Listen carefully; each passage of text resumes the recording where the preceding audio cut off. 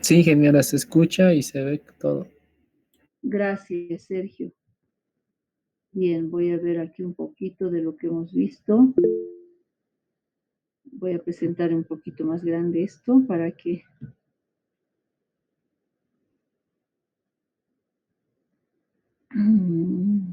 Vamos a ver. Hay unas tareitas que las vamos a ir ya mostrando, por favor, las vamos a ir preparando. Bien, a ver, estábamos viendo los equipos de protección personal.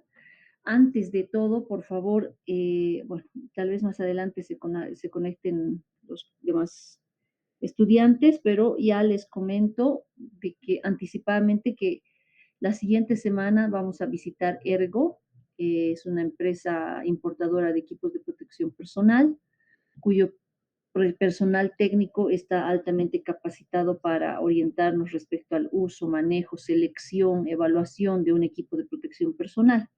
Por tanto, se estima que la visita puede ser más o menos 2.5 horas, ¿ya? A 3 horas incluso, ¿no? Entonces, ya me confirmó que el lunes o martes de la siguiente semana, en horas de la tarde, nos pueden recibir. Pero ellos prefieren acabar un poco antes de las 5 porque su horario de finalización de su jornada laboral es a las 5 de la tarde. Entonces, yo asumo de que podríamos estar aproximadamente empezando a las 2 de la tarde y media, ¿no? Pero tal vez a algunas personas les dificulta aquello, ¿no? Entonces, por eso hay esa posibilidad de hacerlo o lunes o hacerlo martes para que no les dificulte, ¿sí? Vamos a definir al finalizar la clase qué día vamos a ir, porque yo tengo que escribirle al responsable técnico para decirle específicamente qué día vamos a ir. Ellos solían visitar nuestra facultad, ¿no? Solían ir a la facultad de ingeniería, pero no lo van a hacer en esta ocasión porque les viene mejor que vayamos nosotros, toda vez que somos pocos, ¿no? Y nos van a hacer una demostración de todo lo que quisiéramos ver, ¿no? Entonces, ya vayamos pensando si lo vamos a hacer lunes o martes, que sería de 2 de la tarde y media a 5 menos cuarto aproximadamente. ¿De acuerdo? ¿Me escuchan? Por favor, quisiera no sentirme sola Sí, en la sí, clase. ¿Sí? Ok, de acuerdo. Entonces, repaso rápido para los que no han estado. Silvia ha estado ausente, también Sergio creo que ha estado ausente en la anterior clase. Entonces, repaso rápido. Bueno, estamos viendo equipos de protección personal. Hemos visto que se tiene diferentes fases para seleccionar adecuadamente el EPP, ¿no? Aunque sabemos nosotros, y eso lo ha repetido ese día de la visita el ingeniero Ormachea, de que tenemos una pirámide, ¿no es cierto? Una pirámide para precautelar la salud de los trabajadores, es decir, una pirámide de seguridad y salud ocupacional. Esa pirámide empezaba ¿por qué empezaba? ¿Por qué acción? Sergio o Ailín.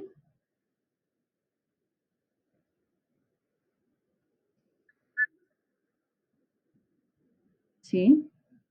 Después, sí.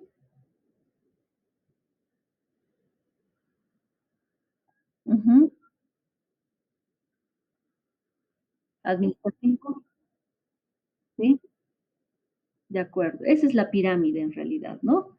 No es que en realidad uno sea mmm, prioritario y los demás no, sino simplemente es la jerarquía de toma de acciones, ¿no? Entonces, lo primero que hay que hacer es ver si se puede eliminar el riesgo, ¿no es cierto? Y si no, bueno, hay que ir paso a paso, si no podemos eliminarlo porque es un equipo que no puede no estar ahí, que lo necesitamos, o es qué sé yo, no siempre un equipo, pues una infraestructura, bueno, ustedes han visto perfectamente en la visita, pues hay que tratar de sustituir. Si no se puede sustituir, controles de ingeniería, ¿no es cierto? Controles administrativos. Y finalmente está, ¿no?, el tema de la dotación de equipos de protección personal. Y estamos empezando nosotros por la base, porque cuando hagamos identificación de peligros y evaluación de riesgos, vamos a necesitar que ustedes sepan de los EPPs, evidentemente entre otros elementos, ¿no? Entonces, cuando ya se define acciones, no se define acciones um, eh, como intenciones, sino se define acciones concretas, ¿no? Entonces, en ese sentido, si hay un riesgo de exposición a calor, por ejemplo, pues tendremos que ver si eliminamos, si sustituimos, si hacemos controles de ingeniería, si hacemos controles administrativos, si damos equipos de protección personal, qué equipos de protección personal vamos a dar en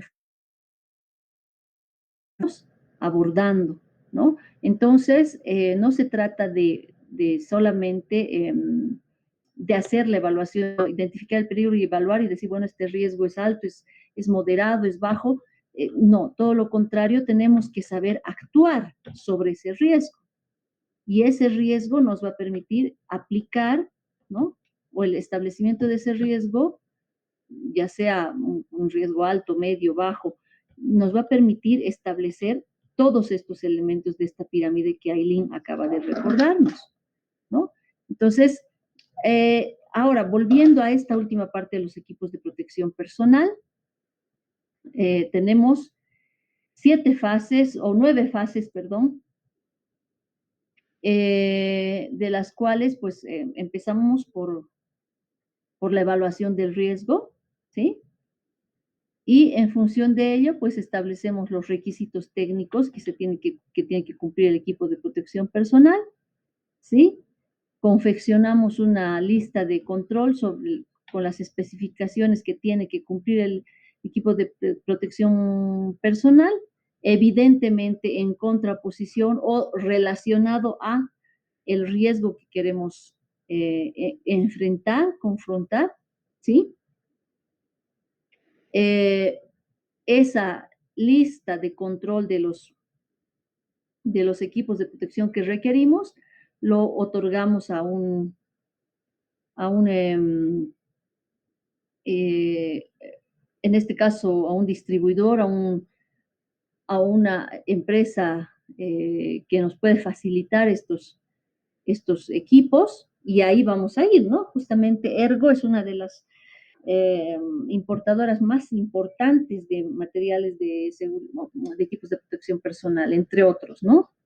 Entonces, confeccionamos esa lista, se lo otorgamos y seleccionamos el equipo de acuerdo al nivel de riesgo que queremos confrontar, ¿sí? También tenemos que ver la adaptabilidad e integración de ese equipo al medio laboral, ¿no? Por ejemplo, eso estábamos hablando, hay equipos que son muy buenos, pero que por el calor, por ejemplo, ¿no? En Santa Cruz, probablemente un equipo no sea tan adaptable como en La Paz, donde tenemos un clima seco, un poco más frío, ¿no? La adaptabilidad al medio, la adaptabilidad al trabajador, ¿no? Si ahí pues se pueden ver perfectamente si el trabajador tiene alguna, eh, qué sé yo, algún problema respiratorio, por ejemplo, algún problema o alguna característica particular que le permita o le impida utilizar ciertos equipos de protección personal, ¿no? Entonces tenemos que ver si se adapta o no, tenemos que, bueno, ver la compatibilidad de casos múltiples de riesgo, es decir, que si nos puede, en definitiva, proteger sobre los riesgos que estamos enfrentando u otros que puedan surgir de la evaluación de riesgos. Finalmente, la sexta fase es realizar las pruebas prácticas en el lugar del trabajo, ¿sí? Si es posible, si es factible, ¿sí? Para ver si realmente responden estos equipos en los trabajadores, ¿sí? Si hay adaptabilidad, si es adecuado, en fin, no hacer una compra masiva que tenemos, qué sé yo, 30 trabajadores que requieren protector auditivo, por ejemplo, y probablemente podamos primero hacer una prueba sobre un grupo de trabajadores, unas 4 o 5 personas, para ver si realmente podemos hacer esta compra eh, para la generalidad de los trabajadores, ¿no? Entonces, una vez realizado esto, hacemos ya eh, una instrucción o vamos a decir, una capacitación eh, a los trabajadores, ¿sí? Sobre el uso de los equipos que van a ser dotados, ¿sí? Explicar por qué se está usando este equipo, ¿no? Cuál es la causa, qué riesgos estamos queriendo prevenir, ¿sí? Eh, cómo debemos usar, cómo debemos hacer el mantenimiento, cada cuánto debemos hacer mantenimiento, si, cuánto tiempo puede usarse ese equipo de protección personal. No todos los equipos de protección personal son eternos, ¿no? Hay algunos que duran bastante dependiendo de qué está protegiendo y de qué material está hecho, u otros que son desechables, ¿no? Luego, bueno, estamos hablando, por ejemplo, un casco no lo vamos a desechar a las 8 horas, ¿no es cierto? Pero hay protectores auditivos que se desechan a las 6, 8 horas, se tienen que desechar, ¿no? Entonces, dependiendo del equipo de protección personal, habrá que hacer esta capacitación, esta instrucción, esta capacitación, esta sensibilización, porque si hacemos todos los pasos previos y el trabajador no acepta, no está receptivo, no está consciente del riesgo que se quiere prevenir, evidentemente, eh, podemos estar comprando equipos de protección personal que no vayan a ser usados, ¿no? Y finalmente, tenemos la fase de la revisión de la selección de la función o de cambios tecnológicos, perdón, la revisión de la selección en función de cambios tecnológicos, ¿no? Entonces, una vez que capacitamos y en la octava fase logramos la entrega y la aceptación de los trabajadores del uso de estos equipos de protección, hacemos una evaluación periódica sobre los cambios tecnológicos que pueden haberse incorporado en el trabajo. Es decir, qué sé yo, estábamos generando, bueno, en el caso de Tecnopleco, ¿no es cierto? Les decía que el proceso mismo generaba mucho ruido, ¿no? Y probablemente estaban utilizando unos protectores auditivos A, pero al haberse cambiado la tecnología, ¿sí? Seguramente eso ha tenido que evaluar y ya no darles protectores auditivos de tipo A, sino darles de tipo B, porque el cambio tecnológico ha generado otro escenario, ¿no? Y lo mismo puede ocurrir con protectores de cabeza, protectores faciales, protectores oculares, protectores respiratorios, protectores de cuerpo, en fin, ¿no? Entonces, esas en definitiva son los pasos que debemos seguir. Permítanme, voy a revisar si alguien está queriendo entrar. Qué raro, estamos en clase virtual y aún así los chicos no se han, no se han unido, ¿no? Vamos a hoy día hacer puntuar muy favorablemente los trabajos que ustedes tienen que presentar porque esta mañana se les ha consultado oportunamente si querían hacer la clase virtual, creo que la mayoría ha dicho que sí, por no decir todos, y a la hora de la clase no se conectan. Entonces yo no tengo problema en realidad, yo no tengo ningún problema de ir a dar clases de manera presencial, pero ahora fundamentalmente por esta instrucción que hubo y entendible perfectamente, sé que hay menos movilidad, hay dificultad para conseguir movilidad hacia el centro especialmente, para retornar a sus casas y demás, y creo que era nomás oportuno hacer la consulta con ustedes, pero hay 3 personas que no se han unido a la clase, ¿no? Bueno, en fin, bueno, en el marco de estas fases que hemos descrito, se ha ido viendo ya lo que es protección para los riesgos en los ojos, ¿no? Para posibles daños oculares, ¿sí? No lo vamos a volver a repetir. Y ahí hemos aprovechado de mostrar algunos tipos de protectores, no solo oculares, sino faciales también. Hemos visto un poco de imágenes que nos han consternado. Luego hemos visto algunos ejemplos ya un poco más reales de los protectores oculares, protectores faciales, ¿sí? Estos los vamos a ver con detenimiento el día de la visita, por tanto quiero que sean muy acuiciosos, muy curiosos el momento de preguntar, porque va a haber un técnico experto que nos va a estar mostrando las bondades de cada uno de estos equipos de protección personal, ¿no? Las ventajas o las desventajas también para ciertos ambientes laborales, ¿no? Luego hemos visto también protectores auditivos, ¿sí? De diferentes tipos. Hemos visto protectores auditivos pasivos y hemos visto los protectores auditivos activos también, ¿no? Entonces, hemos visto también algunos ejemplos, ¿sí? De estos protectores auditivos y respecto a estos protectores había algunos trabajos que se tenía que hacer. Bien, después de ver los protectores auditivos vimos lo que es protección respiratoria, ¿sí?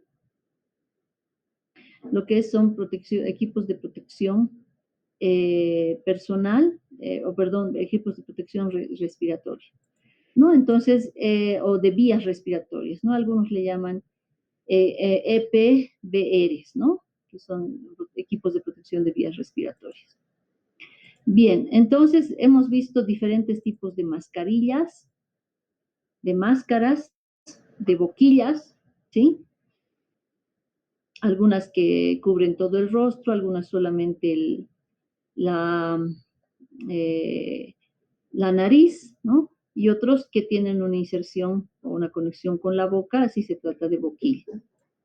Bien, respecto a los tipos de protección respiratoria, hemos visto diferentes um, protectores, ¿no? Como mascarillas, sus características, qué tipo de características tienen cada una de estas mascarillas, dependiendo el contaminante que queremos evitar que pase al sistema respiratorio, ¿no es cierto? Pues hemos visto ya algunas características, ¿no? Hemos visto algunas características que lo hacen efectivo para agentes físicos, ¿no? Como polvos, aerosoles y otros agentes químicos como gases y vapores y otros como los biológicos, ¿no? Como podrían ser partículas, agentes biológicos como virus, bacterias, entre otros. ¿Sí? Entonces, aquí quisiera escucharlos, por favor. Tenemos dos tareas o tres y voy a dar paso a un momentito, vamos a ver, vamos a recordar la tarea.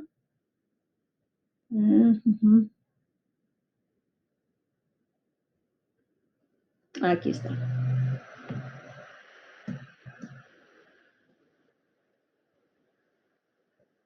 Aileen ha tenido la gentileza de poner este recordatorio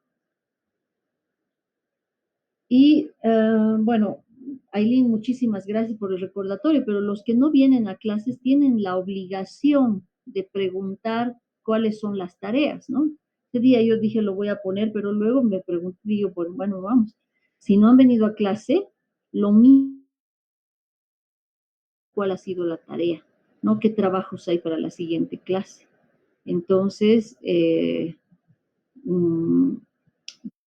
pues a partir de ahora yo no voy a, salvo que sea realmente importante, lo voy a poner en el grupo, pero lo otro pues es ya es una demostración del interés personal que tiene cada uno por los trabajos que se están enviando, ¿sí? Bien, entonces tenemos la siguiente tarea, ¿no? Teníamos que investigar sobre las orejeras acopladas al casco de protección, ¿sí? y las orejeras con entrada de electrodos de audio. Teníamos que ver sus fuentes de aplicación, en qué escenarios laborales se están aplicando estos dos tipos de protección auditiva. Y después vamos a ver vamos a ir a ver los protectores um, um, respiratorios, ¿no? Así que les escucho. Silvia,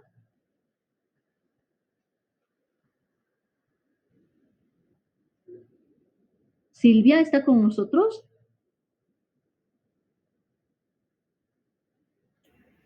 Sí, dice, tengo problemas con mi micrófono, dice. Ok, Silvia. Bueno, entonces envíelo por el WhatsApp, por favor, el trabajo, mientras Sergio nos va comentando que ha averiguado sobre este tipo de protectores. Ya, ingeniera, otra vez vuelvo a repetir, buenas tardes, ingeniera, y buenas tardes, compañeras.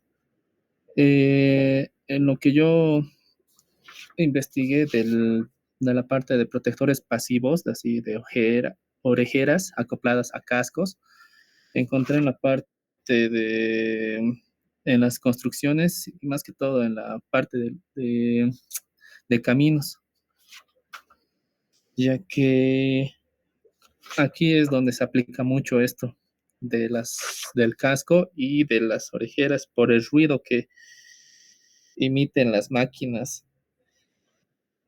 Igual Ujú, vi las ventajas acopladas a estos cascos, así que es protección en la cabeza, facilidad del uso, la comodidad, la durabilidad, la versatilidad, ¿sí? En la protección ofrecen protección tanto para los oídos, para la cabeza, la facilidad del uso, que se ajustan fácilmente al casco y no requieren ajustes adicionales. En la durabilidad, están diseñadas para resistir el uso en entornos industriales, así, más que todo en esto de las construcciones. La macana, la desventaja es la limitación de la comunicación. Al reducir el nivel del sonido puede dificultar la comunicación de algunos cascos. Otro punto de la desventaja es el calor. En los cambios cálidos que pueden causar sudoración, así, y entre otros. Y otro punto de la desventaja es aceptación por parte del usuario.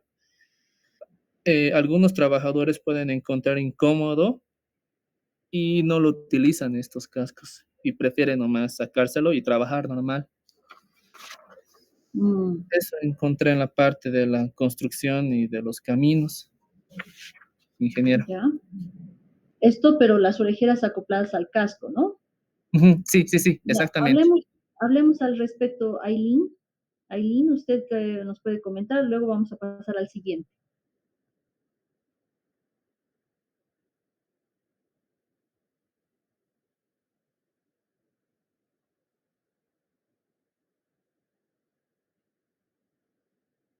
Mm,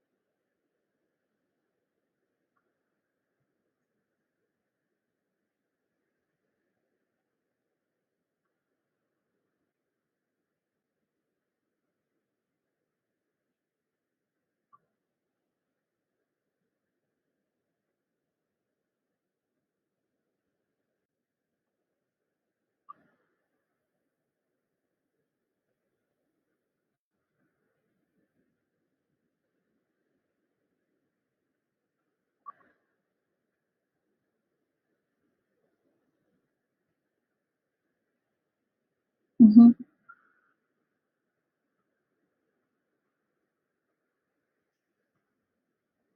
De acuerdo, excelente, excelente. Silvia, ¿ya ha podido solucionar el tema de su audio, de su micrófono?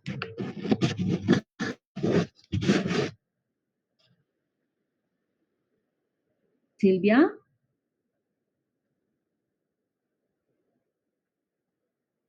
así estoy viendo, es que yo veo, sí está escribiendo. Ok, mande sus investigaciones al grupo, por favor, Silvia, para que podamos leerlo, ¿sí?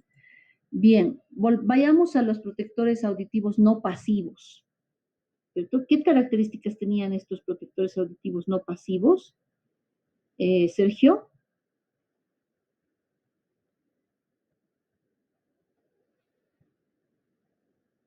Sergio, Sí, sí, sí.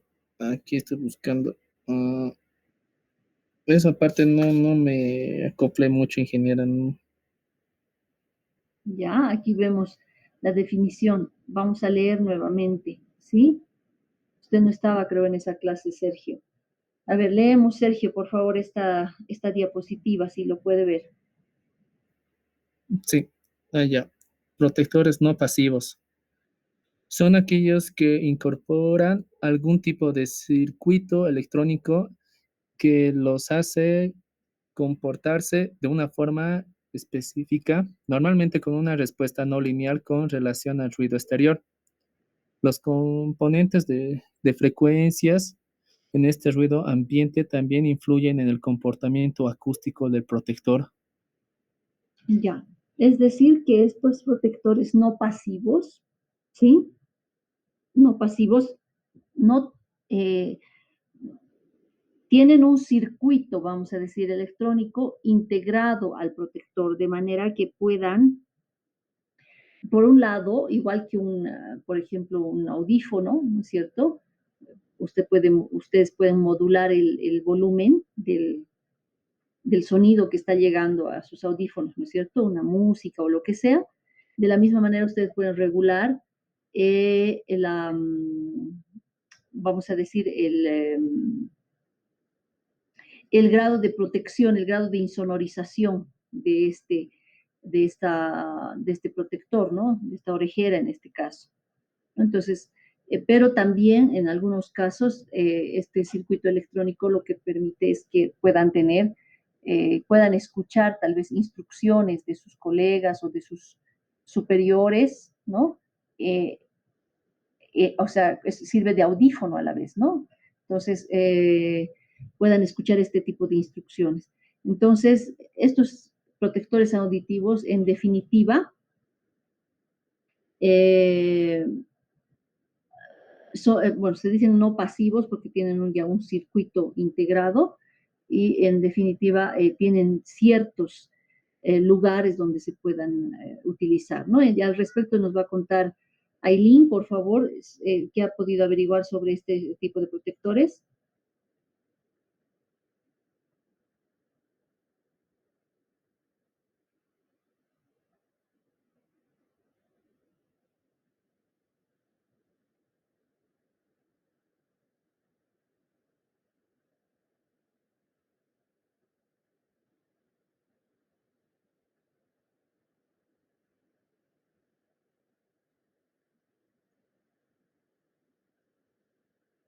Uh -huh.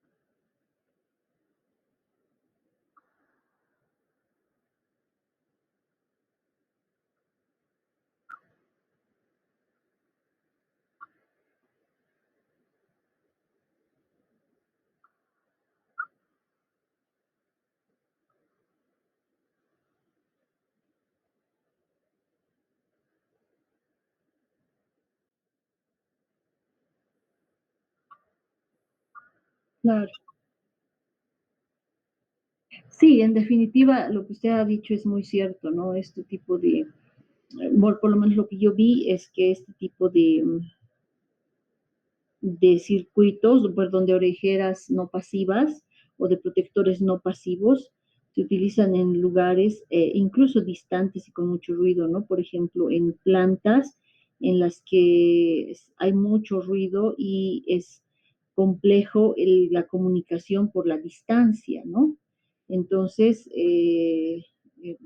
suelen tener estas orejeras en las que sí les permiten una comunicación, por ejemplo, ¿no? Cuando hay distancias altas o grandes, perdón, y también en casos de mantenimiento donde suele haber mucho ruido y necesitamos comunicarnos, ¿no? Con estas personas que están utilizando estos equipos.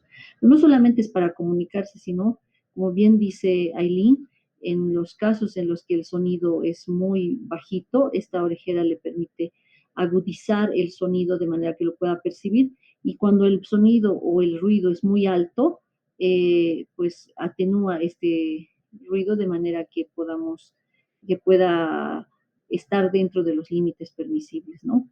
Para no lastimar el, el, el oído. Después teníamos otro trabajo también respecto a ya los protectores respiratorios, ¿no es cierto?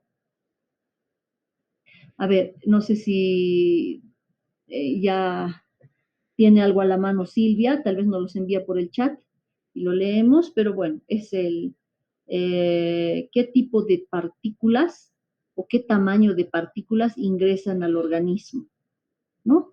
Eso es bien importante. Bueno, si bien los protectores respiratorios no son, o sea, no son exclusivos para agentes físicos como partículas, ¿no? Pero sí, en el caso de polvo, de partículas en suspensión, es importante saber el tamaño de las partículas que se está generando en el medio para elegir correctamente un protector, ¿no es cierto? En este caso estamos viendo esta imagen de un protector de contrapartículas y agentes biológicos. Entonces, ya, ¿me pueden decir qué han investigado respecto al tamaño de partículas que ingresan, que pueden ingresar al organismo? Silvia, ¿tiene algo a la mano que nos pueda enviar por el chat? A ver, voy a ver.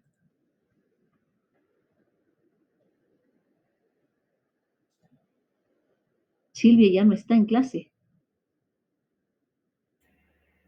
Estamos con 2 personas.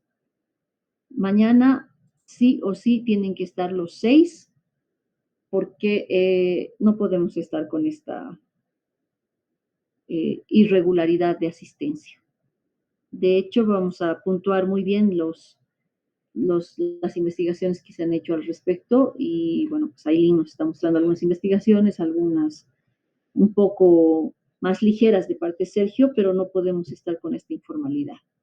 Así que, bueno, en fin, veamos el tamaño de partículas, por favor.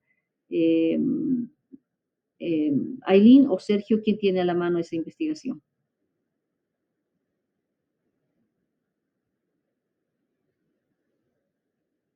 ¿Me escuchan? Ok. Sí, Dale, Sergio, a ver, le vamos a dar paso a Sergio.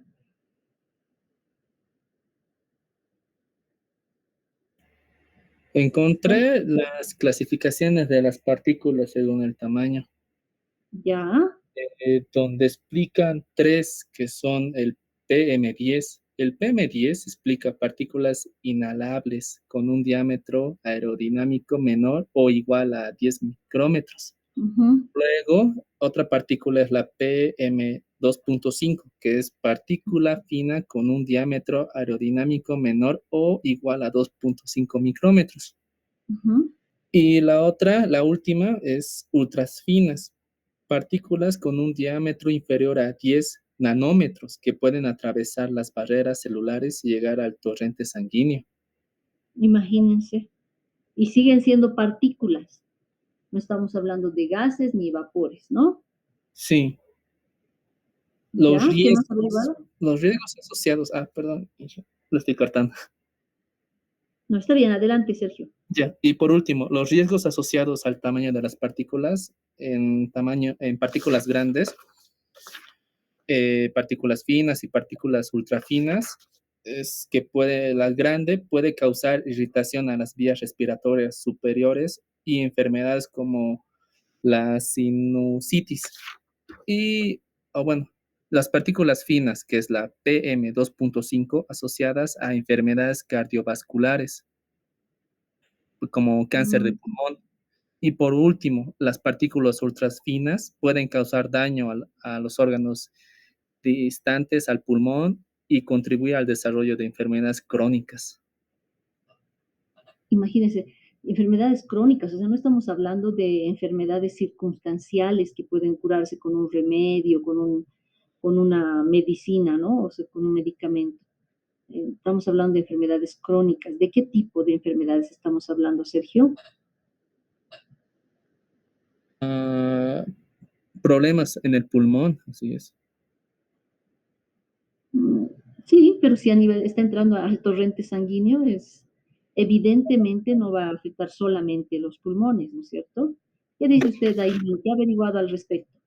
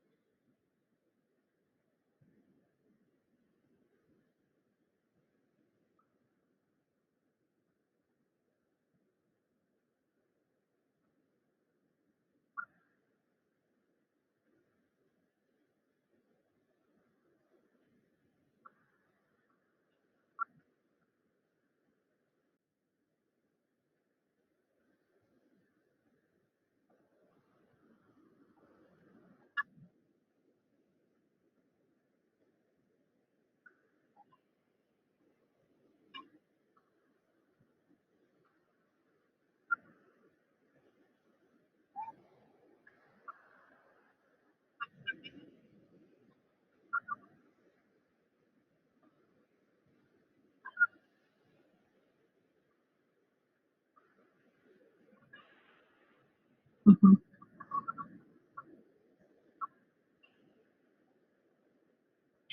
Entonces, en síntesis, ¿hasta qué tamaño de partículas pueden entrar a las vías respiratorias? Y no estamos hablando de estas pequeñitas que evidentemente van a entrar, ¿no? ¿Hasta qué tamaño de partículas entrarían eh, al sistema respiratorio?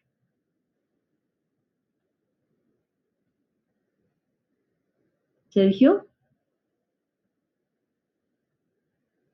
Mm, 100 nanómetros, ¿por qué? porque son bien pequeñitas, bien diminutas.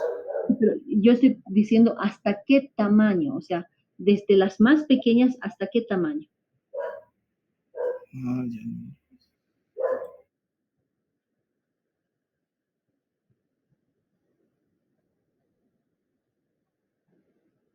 Aileen,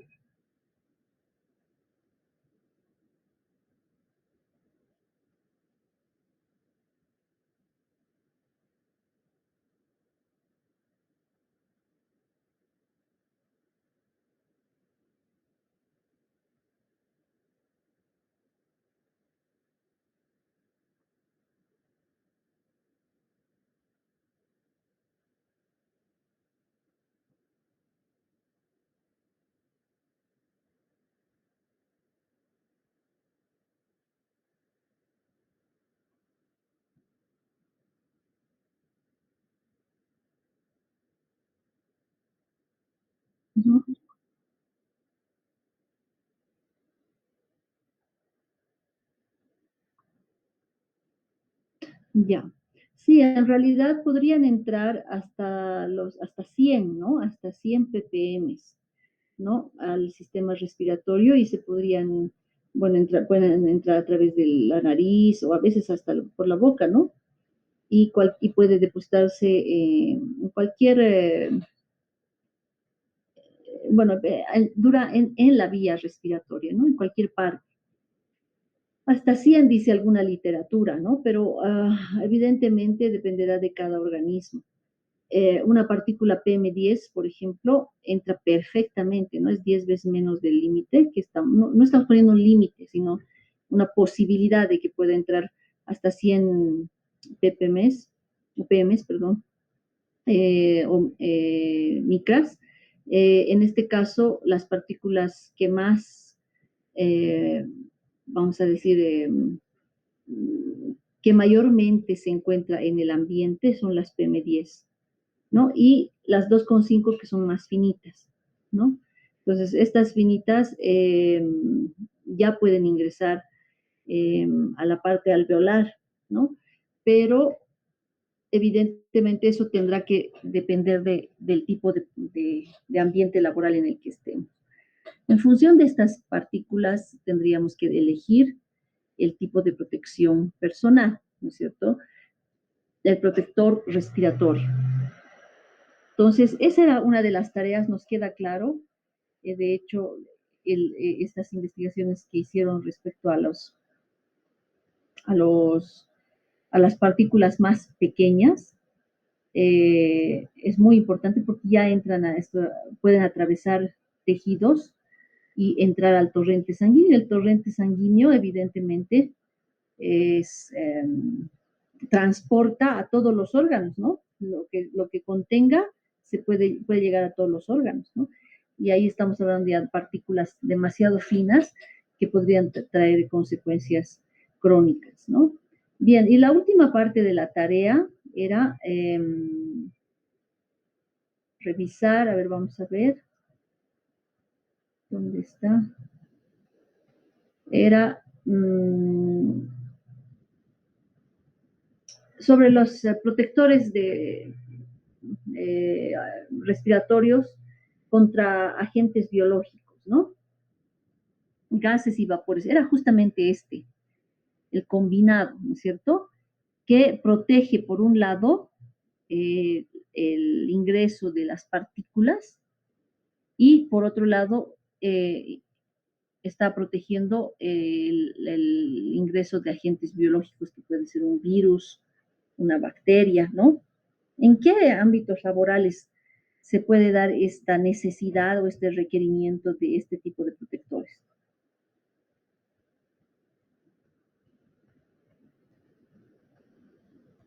Esta era la última investigación que teníamos que hacer, ¿no es cierto?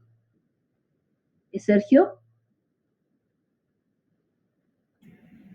Sí, ingeniera, era la última. En así, en esto de este último punto, ¿en qué ambiente se utilizan el equipo de Sí. protecciones contra partículas, agentes biológicos, gases y vapores? Encontré en, en distintos trabajos como en laboratorios se utilizan máscaras con filtros químicos para protegerse de los vapores, gases y partículas que se encuentran en los productos químicos o agentes biológicos. En el sector de la construcción se utilizan equipos de protección personal como para polvos, también fábricas de pinturas sin vapores orgánicos. En la parte de actividades de fundición, que es en la parte de la minería, se utilizan equipos de protección personal para polvos, nieblas, humos y fumos. En los trabajos con solventes orgánicos, en la parte de que están pintando las paredes, se utilizan equipos de protección personal para vapores orgánicos. En los trabajos como ácidos o baterías, se utilizan equipos de protección personal para gases ácidos. Y por Ya. último, las artes fotográficas se utilizan equipos de protección personal para amoníaco. Uh -huh. Pero Y el combinado,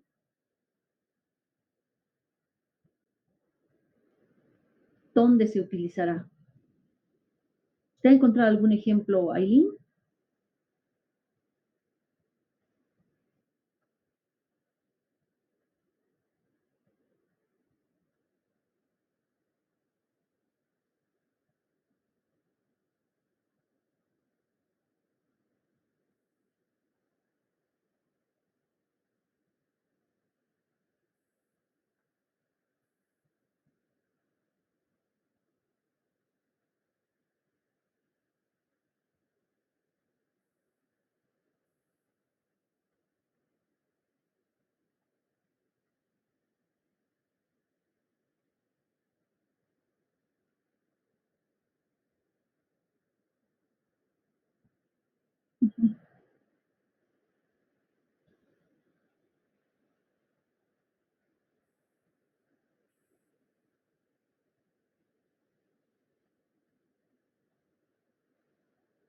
Porque, porque la Escherichia coli no creo, ¿no? Porque la Escherichia coli es más por contacto, por ingestión, por esa vía, ¿no?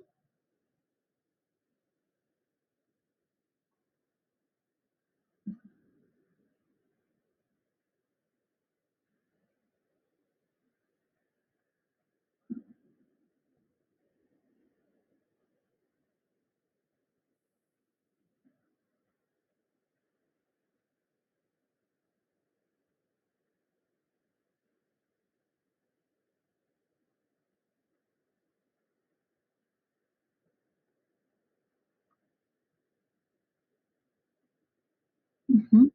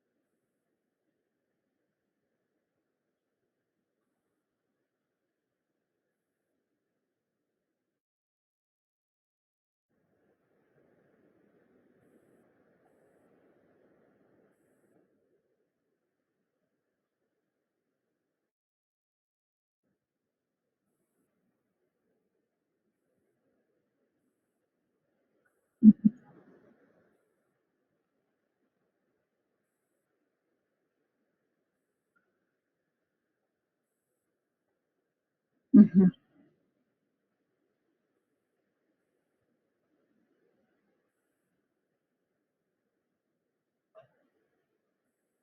Claro, en realidad estos protectores van a variar de acuerdo al filtro que están utilizando, ¿no es cierto? Donde haya gases, vapores, en la siderurgia, por ejemplo, ¿no? Ahí hay material particulado en suspensión, polvillo fino, por ejemplo, ¿no? Incluso metálico puede ser, y también se está generando gases y vapores por la soldadura o la fundición de los metales que se está desarrollando en ese proceso.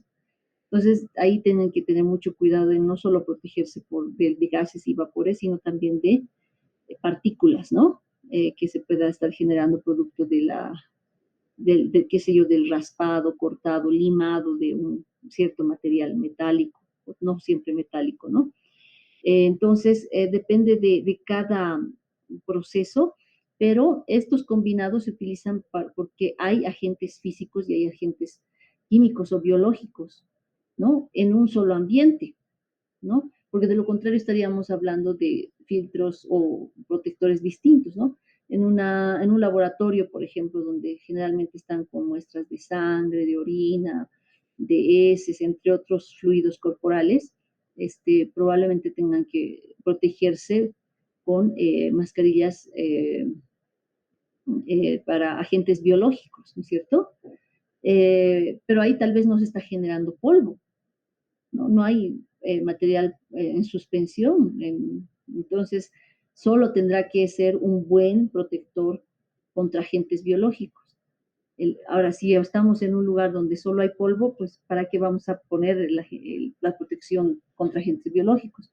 Solo en el caso donde haya estos dos, que suele ocurrir mucho en la siderurgia, en la metalurgia, ¿no? Donde por la soldadura, por la fundición de los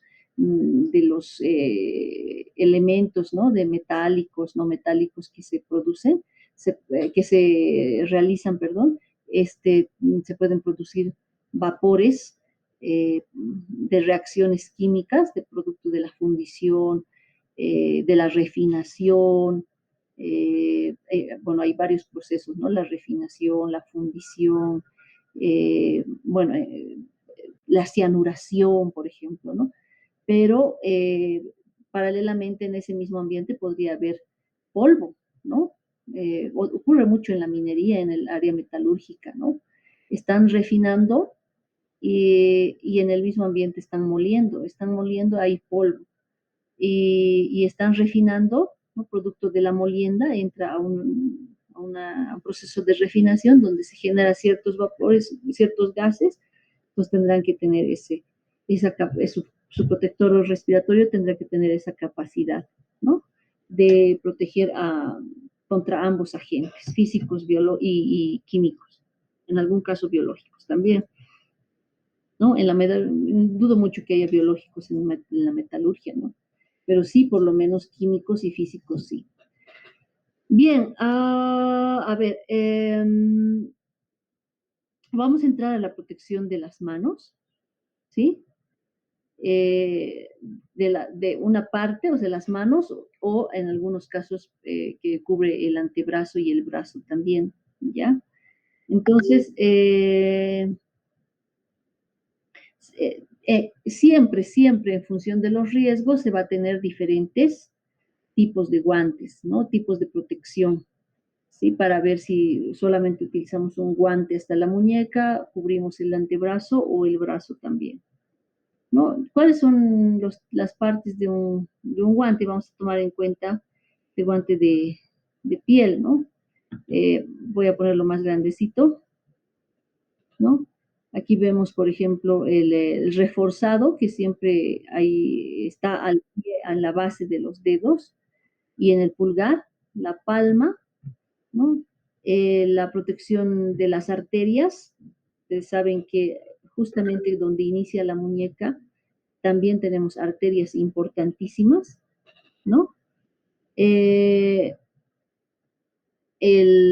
bueno, el ribete o el bordado que le llaman del guante, el pulgar, ¿sí? Bueno, eso en la parte, vamos a decir, interna del guante. En la parte externa solemos tener siempre un refuerzo en la base de los dedos, el dorso, el cierre elástico en algunos casos, el puño o el manguito de seguridad. Esto evidentemente estamos tomando como ejemplo este guante de piel, pero si estamos, por ejemplo, utilizando o hablando de guantes de, eh, de nitrilo, por ejemplo, guantes de goma, ¿no? De diferentes tipos, de diferentes materiales, no vamos a encontrar estas partes, ¿no? Los guantes de nitrilo, por ejemplo, se utilizan para, eh, no nitrilo, bueno, no, sí, para ácido fluorhídrico, por ejemplo, ácido sulfúrico, no fluorhídrico, miento, no es para ácido sulfúrico, para estos agentes corrosivos, ¿no? Entonces, evidentemente en esos tipos de guantes no va a haber estas partes, pero es importante que veamos estas partes para que podamos reconocer los elementos importantes al momento de seleccionar un guante. En cada guante hay diferentes pictogramas, ¿no? Para los diferentes tipos de riesgos. Pueden ser riesgos térmicos, mecánicos, fundamentalmente, y estos guantes van a tener un pictograma de acuerdo al tipo de riesgo y, bueno, el riesgo que queremos proteger. Por ejemplo, aquí vemos, por ejemplo, un guante o un pictograma, no sé si lo están viendo bien, pero un pictograma contra riesgos mecánicos, ¿no? Aquí contra, evidentemente este es contra, por eso es riesgo térmico, puede ser exceso de calor o exceso de frío o deficiencia de calor, perdón, ¿no? Vean ustedes. El riesgo por impacto, el riesgo de calor y fuego, el riesgo eléctrico, de electricidad estática, ¿no? Ahí evidentemente el guante tendrá que tener un material de seda, tendrá que ser de un material que no sea conductor, ¿no?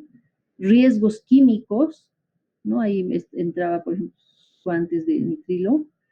Luego están las radiaciones ionizantes, la contaminación radiactiva, serán unos guantes de material especial, y los riesgos bacteriológicos, ¿no? Entonces, riesgos biológicos, fundamentalmente. Entonces, vean ustedes, cada guante tiene un pictograma que nos alerta sobre el tipo de riesgos que vamos a enfrentar con este equipo de protección personal.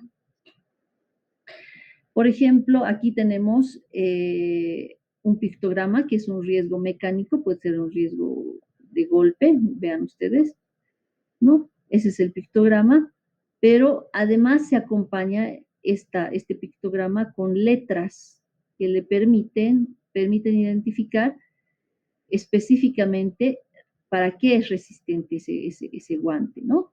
Entonces, en este caso, si es la letra A, resistencia a la abrasión.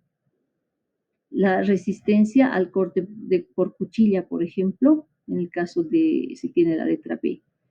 Resistencia al rasgado, si es C.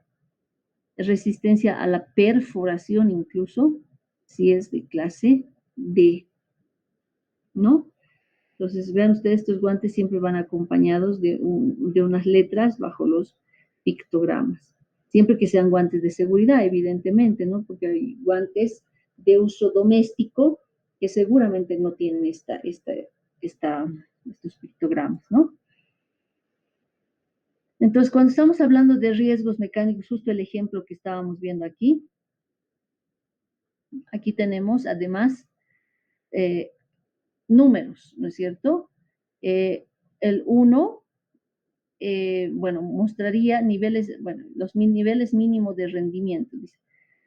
Resistencia a la abrasión en número de ciclos, ¿no? 100 ciclos, 500 ciclos si es el número 2, 800 ciclos si es el número 4.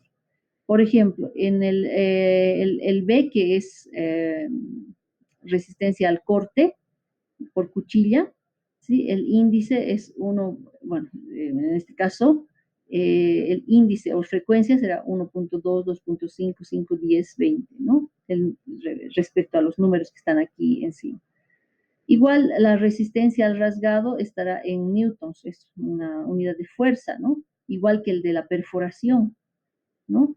Entonces, ¿cuánta fuerza puede soportar un guante de tipo 1? Es 10 en el caso de rasgado y 20 en el caso de perforación, por ejemplo, en este caso, ¿no? Siendo el último el de 150. De la misma manera, vemos, por ejemplo, el riesgo térmico de calor y fuego, ¿no? No estamos hablando del riesgo de frío, que también hay trabajos con riesgo de bajas temperaturas, ¿no? Especialmente los que trabajan con frigoríficos en lugares donde se requiere refrigeración. Entonces, aquí estamos hablando, a ver, inflamabilidad, calor por contacto, en términos de temperatura, ¿no? Calor convectivo, ¿sí? En términos de tiempo, calor radiante en términos de tiempo también, ¿no? Entonces estamos hablando de 7 segundos, 20 segundos, 50 segundos, ¿no? En términos de tiempo. ¿Cuánto tiempo puede ser expuesto a ese calor? ¿No? Entonces, si es tipo 1, será mayor a 7, si es tipo 2, mayor a 20 y así, tal como señala el cuadro. Para pequeñas salpicaduras de metal fundido, por ejemplo, ¿no?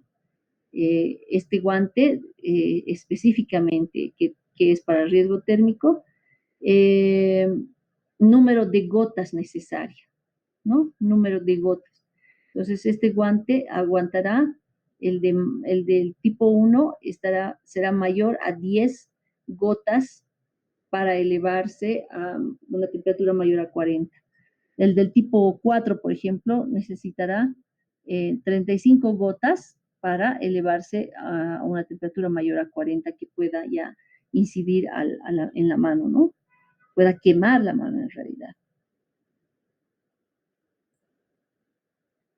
Bueno, los guantes contra riesgos mecánicos, como habíamos visto, se fijan del 1 en menor protección y el 4 de mayor protección. Y lo habíamos visto hace un momentito, ¿no? Están específicos para resistencia a la abrasión, resistencia al corte por cuchilla, resistencia al rasgado, resistencia a la perforación.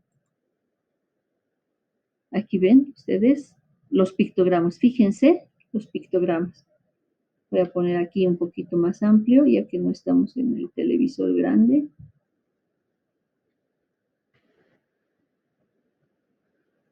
Y lo pueden ver también en el internet, que seguramente de estas fotos hay un montón. ¿No?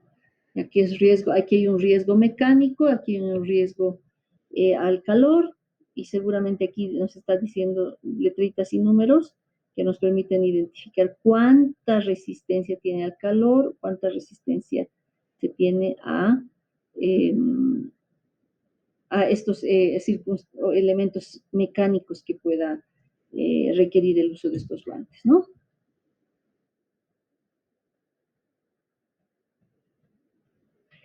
Los guantes contra riesgos térmicos, calor o frío, ¿sí? E igual, va del 1 al 4, ¿sí? Y se diferencian de acuerdo a los parámetros que mostramos aquí, ¿no? Por ejemplo, guantes según el comportamiento de la llama, resistencia al calor de contacto, al calor convectivo, que no es lo mismo de contacto, resistencia al calor radiante, resistencia de pequeñas salpicaduras de metal fundido, resistencia a grandes masas de metal fundido, en fin. Variará de acuerdo al riesgo, ¿no es cierto? Presentará diferentes tipos de resistencias. Aquí está guantes contra riesgos térmicos, calor o fuego. Fíjense ustedes.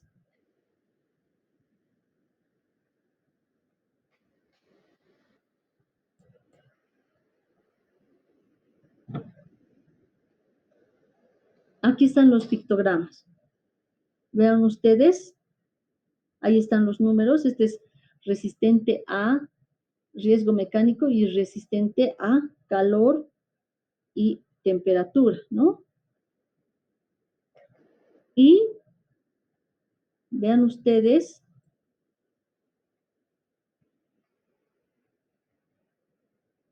ahí está la norma de riesgos mecánicos, niveles de resistencia mecánicos, de acuerdo a la tabla que hemos visto, sí, resistencia al fuego o al calor, la talla, ¿cierto? Aquí vemos la talla 3, por ejemplo, aquí dice, o talla 9, perdón, la referencia del producto, si tiene una codificación, marca de conformidad, es esta marca que tenemos aquí al centro, y dice consultar el folleto informativo. Fíjense que el guante incluso especifica que se debe leer el folleto informativo, ¿no es cierto? Eso respecto a los guantes para el calor. Los guantes contra productos químicos.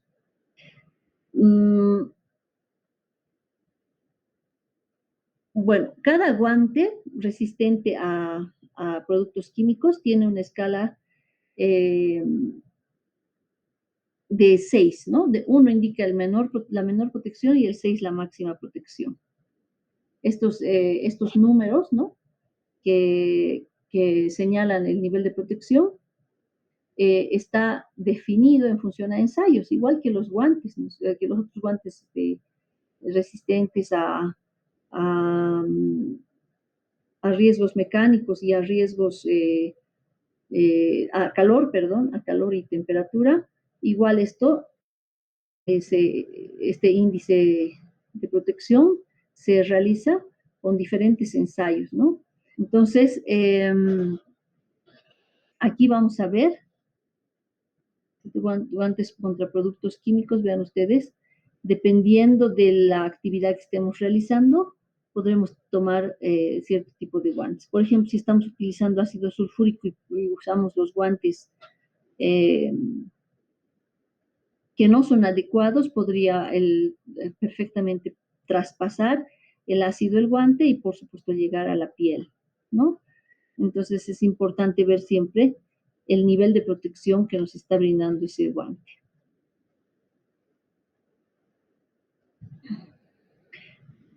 Bueno, vamos a ver un momentito, aquí está, el mantenimiento de los guantes, ¿no? De hecho, siempre, ¿dónde está guantes? ¿Cómo usarlos? Perdón, estoy saltando uno.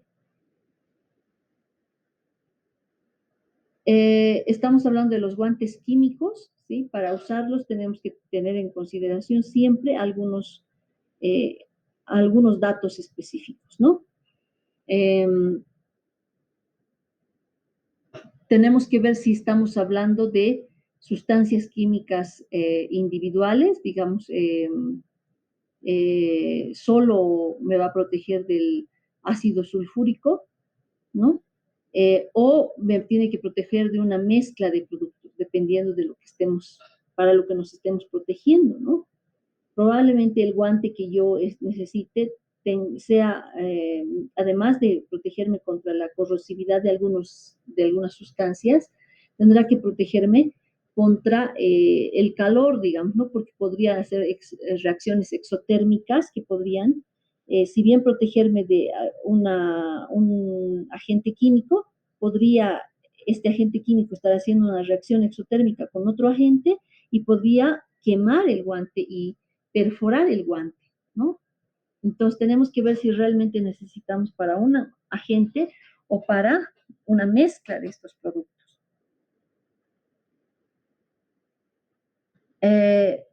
En muchos casos, estos guantes, al usar los guantes, se produce sudor, ¿no? Por tanto, es importante que los guantes puedan tener un forro absorbente, ¿no? Generalmente son guantes que tienen algodón por dentro, ¿no? Eh, evidentemente las personas que son alérgicas al látex o lo que sea, tienen que tener siempre este forro por dentro para evitar rosaduras, evitar las consecuencias de las alergias, ¿no? ¿Dónde estamos? A ver. Bueno, el tema de mantenimiento es importante respecto a los guantes porque hay que hacer una revisión permanente. Parece esto un poco obvio, pero es importante decirlo respecto a si existen roturas, agujeros, dilataciones, ¿no? Dilataciones que generalmente hacen que el material reduzca su nivel de protección, ¿no? Al dilatarse se estira, vamos a decir que algunas áreas del guante pueden estar más delgadas que otras y por tanto el nivel de protección ya no es la misma, ¿no? En esa área delgada. Se requiere una especial atención los siguientes puntos. Debe establecerse un calendario para la sustitución periódica de guantes a fin de garantizar que se cambien antes de ser permeados por productos químicos, ¿no? Permeados o traspasados por otros productos químicos, ¿no? La utilización de guantes contaminados puede ser más peligrosa que la falta de utilización debido a que el contaminante puede irse acumulando en el material componente del guante. No voy a hablar ahorita de un ambiente laboral, pero ocurre siempre, ¿no? Las señoras que nos venden el pan, se ponen, nos dan el pan y reciben el dinero, entonces, y bueno, vuelven a usar ese guante para volver a tocar el pan y recibir otro dinero de otras personas, entonces se va acumulando ahí los agentes, ¿no? Y ocurre, me pongo este ejemplo del pan porque es muy bueno, muy frecuente, muy común, pero también puede ocurrir con elementos químicos, ¿no? Que en vez de proteger las manos podría estar volviéndolo más peligroso, ¿no? Porque está acumulando ciertos elementos químicos o algunos contaminantes. Los guantes contaminados, bueno, ¿dónde está? Perdón. Los guantes de cuero, algodón o similares deben ser conservados de manera limpia y seca, ¿no? Especialmente por el lado del contacto con la piel, ¿cierto?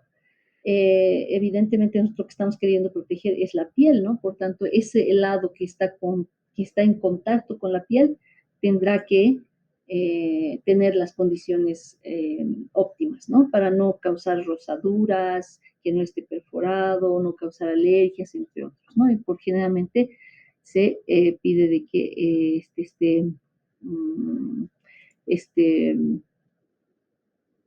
que esté con forro interno, ¿no? Bien, vamos a ver algunos zapatos también. Vamos aquí, sí, en efecto. Vamos a ver los protectores de los pies. ¿Están ahí, Aileen y Sergio? Sí, ingeniero, estamos. Ah, ya. Ok, genial. Pensé que estaban ya tomando un cafecito. Que pueden hacerlo, ¿no? Mientras estén atendiendo, yo no tengo ningún problema en que vayan por un café. Ok, bien, de todas maneras, hoy pasamos hasta las 5:30, ¿no es cierto? Sí, ingeniero. ¿Alguno de ustedes está en la siguiente clase? ¿Cómo es? En ergonomía, creo, ¿no?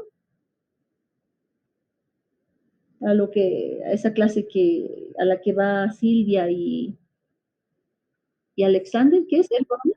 Medicina laboral. ¿Alguno de ustedes está? ¿No? ¿Ninguno? Sergio. La Eileen creo que está. No, Aileen no está. ¿Usted, Sergio, usted está en esa clase? No, ingeniero, no me he inscrito. Ah, ya. No, lo digo porque no sé si lo están haciendo de manera virtual o están haciéndolo de manera presencial, ¿no? Probablemente estén acudiendo a esa clase. Bueno, veamos un poco más de esto de los zapatos y mañana vamos a ver, es protectores de pies en realidad, y mañana vamos a ver el tema de protección donde estamos. Sí, es protección del cuerpo, ¿no? Vamos a ver eso mañana específicamente. Ok, entonces veamos un poquito esto más y vamos a ver mañana esto. Con esto terminaríamos. Mañana quiero ver esto de los extintores también. Y ya estaríamos listos para la visita del día de mañana. De la siguiente semana ya vamos a empezar con evaluación de riesgos y todo aquello que vamos a requerir que ya estén ustedes un poquito eh, más preparados en este tema, ¿no? Ok, bien, vamos a ver, me pasé ya. Bueno, la protección de los pies no menos importante, ¿no? De hecho, a veces le restamos importancia, ¿no? Siempre estamos protegiendo los lugares más expuestos, más visibles, la cabeza, la cara, los ojos, los oídos, incluso las manos, y no le damos mucha importancia a los pies, ¿no es cierto? Eh, los pies, de hecho, son partes del cuerpo que están tan susceptibles a accidentes o a daños como cualquier otra parte del cuerpo, ¿no? Entonces es importante protegerlo contra riesgos derivados de cualquier actividad laboral. Aquí vemos, por ejemplo, un calzado, perdón.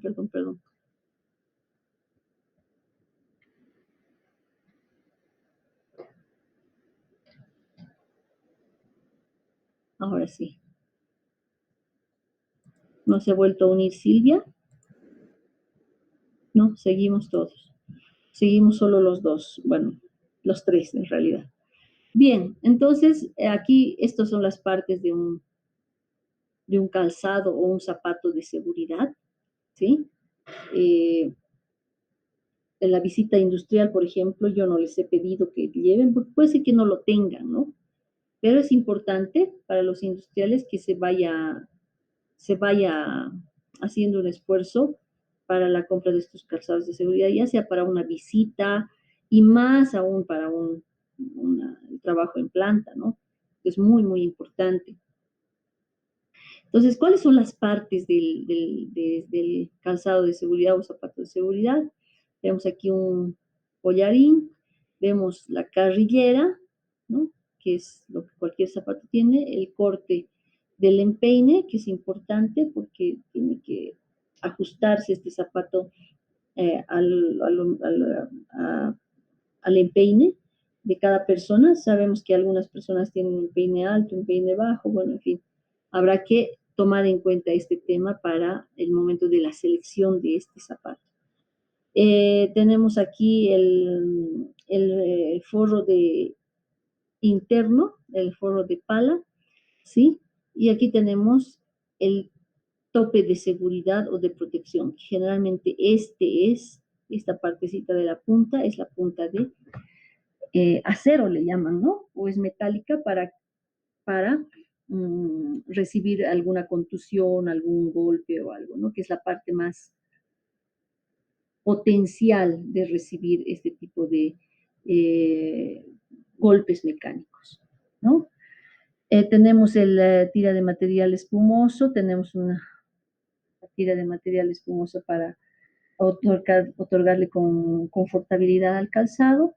Tenemos el resalte, la suela, la palmilla, la plantilla resistente a la perforación, eso es bien importante. Vean ustedes, la suela no es las convencionales, tiene que ser antideslizante, ¿sí? La suela tiene que ser resistente a la perforación porque nosotros podemos estar sometidos o podemos estar trabajando en ambientes donde haya elementos cortopunzantes en el suelo, ¿no? Clavos, en fin, elementos cortopunzantes en general, ¿no? Entonces, bueno, los pies, como cualquier otra parte del cuerpo, puede estar expuesto a diferentes riesgos.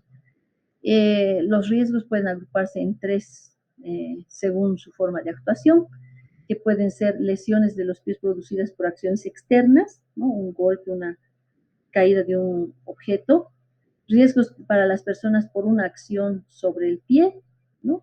Eh,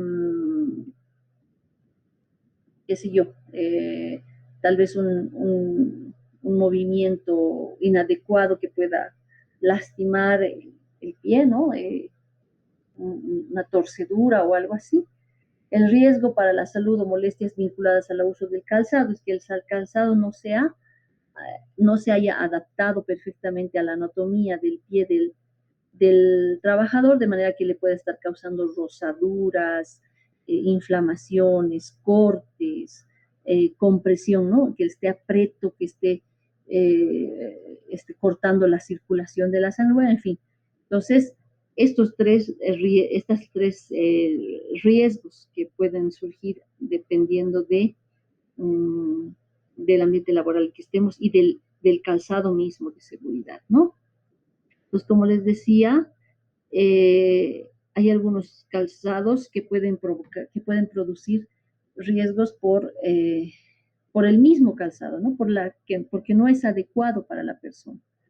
No, aquí vemos un poco un resumen de los riesgos a los que está sometido el pie, pues de riesgos térmicos, ¿no? Mucho calor, mucho frío, ¿no? O humedad, riesgos químicos que pueda caerle gotas o material químico, riesgos biológicos por alergias, irritantes y demás, riesgos mecánicos por choque, atrapamiento, golpes, aplastamiento, riesgos de radiaciones, ¿no? Por contaminación, rayos UV o productos radiactivos, riesgos eh, eléctricos, ¿no? Entonces requiere de que eh, estos zapatos realmente sean no conductores, ¿no es cierto? Riesgos de caída o resbalamiento, por ejemplo, ¿no? Y ese está categorizado en el inciso B del anterior diapositivo. Entonces, aquí vamos a ver algunos ejemplos de calzados, algunas que tienen caña y otras que no, dependiendo del lugar donde vayamos a trabajar, ¿sí? Eh, el de la caña fundamentalmente porque te protege el tobillo para torceduras, ¿no? Pero todas ellas tienen un tope o puntera de seguridad que garantiza la protección suficiente frente a un impacto, la caída de un objeto, en fin, con una energía equivalente a 200 joules, ¿ya? O sea, de manera que esta puntera pueda proteger una fuerza de 200 joules. Eh, y frente a la compresión estática bajo una carga de 15 kilonewtons, ¿sí? Aquí vemos algunos calzados de tipo profesional. Vean ustedes aquí todas las partes. Y en los calzados también se indica los pictogramas para los diferentes tipos de riesgo. Piezas móviles, frío, calor, fuego, químico, motosierra, contaminación radiactiva, mal tiempo, bueno, en fin. De hecho, o descargas electrostáticas, ¿no? Que pueden surgir y que nosotros, no se olvide que nuestro cuerpo es conductor, totalmente conductor, entonces tenemos que tener mucho cuidado porque si hacemos contacto con tierra podemos servir de agente conductor y achicharrarnos, ¿no? Con la energía, dependiendo de la potencia que esté llegando, o la intensidad, perdón. Entonces, definitivamente es importante tomar en cuenta esto. Eh, estos detalles, ¿no? Ropa frente a riesgos mecánicos, lo vamos a ver el día de mañana, ¿sí? Aquí hemos visto calzado de protección, si hay algunos pictogramas que se muestran, bueno, esto hemos visto. Lo que es ropa ya vamos a ver el día de mañana, ¿de acuerdo? De acuerdo, ingeniera. Gracias, Sergio, gracias, Aileen, por la devolución. No voy a, lo ideal es que hoy responda, ¿no? Haga un correito para decir qué día les viene bien la visita, pero lo voy a tener que hacer mañana porque yo no quisiera definir en función de dos personas y luego que no aparezcamos en la visita, ¿no? Aunque en nuestro horario de clases no tendrían por qué no asistir. Lo que sí me preocupa es que vamos a tener que adelantar un poco, ¿no? Porque de 4 a 6 no tendríamos que tener ningún problema, pero eh, ellos ya cierran a las 5, entonces 5 menos cuarto tenemos que estar yéndonos para darles tiempo a que puedan cerrar sus instalaciones. Entonces, por eso es que tenemos que adelantar, ¿no? En principio, ¿ustedes preferirían el lunes o el martes? A mí me Ustedes, conviene el lunes. lunes. Aileen,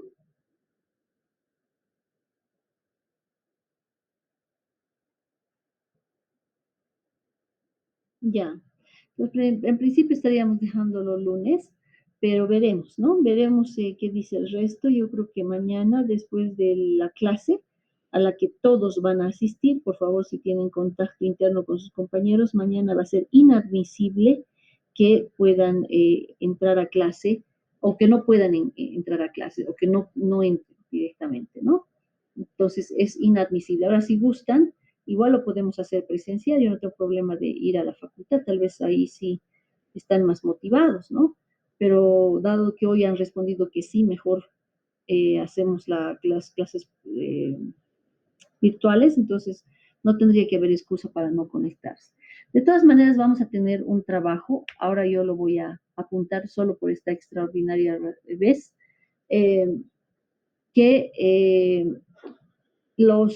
mañana los integrantes, excepto Aileen y Sergio, hagan una exposición de protección de manos y pies en diferentes ambientes laborales, qué tipo de protección se está utilizando en diferentes ambientes laborales. ¿Sí?